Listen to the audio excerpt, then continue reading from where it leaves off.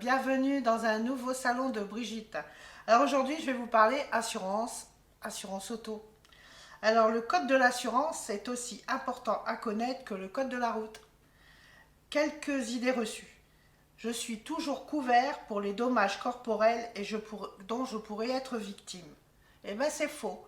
Si votre contrat ne comporte pas cette garantie, vous ne serez pas couvert. Vous devez souscrire un contrat supplémentaire pour y bénéficier. Si une voiture me percute et prend la fuite, je n'ai le droit à rien. C'est faux. C'est le fonds de garantie des assurances obligatoires des dommages qui interviendra pour les blessures corporelles. Les dégâts matériels, ce sera votre assurance tout risque, sans la franchise bien entendu, qui vont participer au règlement. Si vous êtes au tiers, en cas de délit de fuite, vous ne toucherez rien. Alors, il y a un dicton qui dit « Femme au volant, je ne dirai pas la suite ». Eh bien, c'est faux. Sachez que les femmes sont 7 fois moins responsables d'accidents de la route que les hommes. 75% des tués sur la route sont des hommes. 83% des conducteurs responsables d'accidents mortels sont des hommes. Et 90% des morts sont suite à un accident de moto. Alors, conclusion, les femmes ont une conduite plus vertueuse et elles maîtrisent davantage leur véhicule. Alors, pourquoi? Alors, il y a une raison toute bête, c'est que souvent, soit les femmes attendent un bébé, donc quand elles conduisent, elles prennent l'habitude de faire attention à leur conduite, ou alors, elles se promènent avec les petits derrière, et automatiquement, elles lèvent le pied, elles essayent de conduire avec un peu plus de sécurité. Voilà, c'est la raison primordiale. Bien sûr, il y a toujours les exceptions, les femmes qui conduisent trop vite, les femmes qui, malheureusement, comme certaines personnes le font souvent, conduisent en téléphonant. Et ça, il ne faut surtout pas le faire.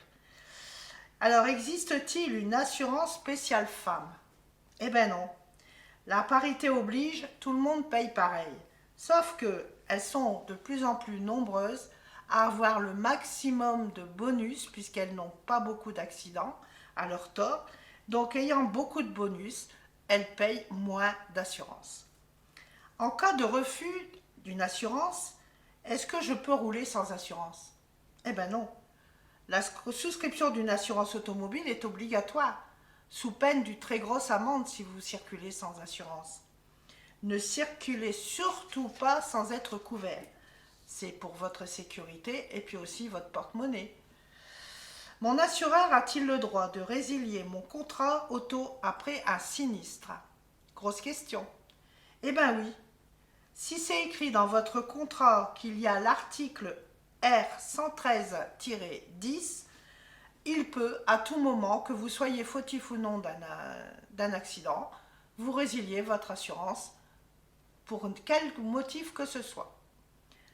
Bien sûr, le premier motif, souvent, c'est pour non-paiement. Quand vous ne payez pas votre assurance pendant 3 mois, si vous êtes mensualisé, dans ce cas-là, il a le droit, le 4e mois, de vous avertir qu'il va vous résilier votre contrat d'assurance. Alors, inutile de prévenir mon assureur avant de faire du covoiturage. C'est vrai en théorie, parce que c'est faux, car il vaut mieux vérifier auprès de lui que les passagers que vous transportez seront couverts en cas d'accident. Donc par précaution, il vaut mieux téléphoner à votre assureur, lui dire voilà, tel jour je vais faire du covoiturage, est-ce que les passagers que je vais transporter seront couverts? Vous n'êtes pas obligé de donner l'identité, simplement prévenir que vous allez faire du covoiturage. N'oubliez pas qu'il y existe quelquefois des assureurs qui font une petite remise sur le contrat d'assurance aux personnes qui travaillent et qui font du covoiturage avec leurs collègues.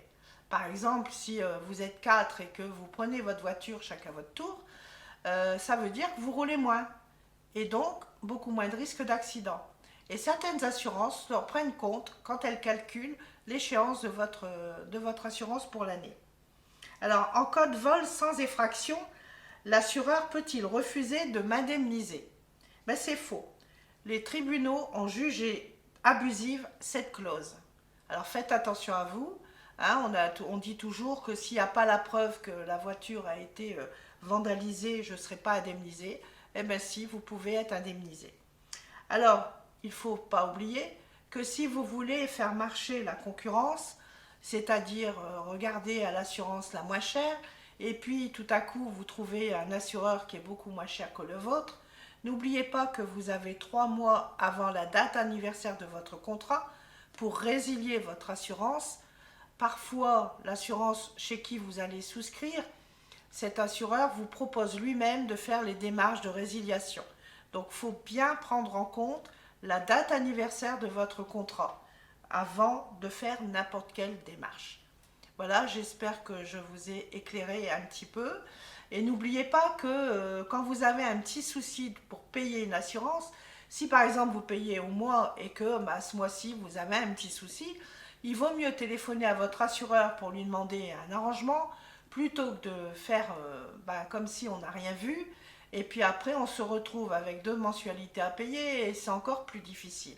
Alors quand c'est des contrats à l'année, puisqu'il y a des personnes qui payent leur assurance une fois par an, la somme est beaucoup plus conséquente, elle est beaucoup plus élevée. Donc ça peut arriver que, arrivé à échéance, la somme totale, on ne l'a pas.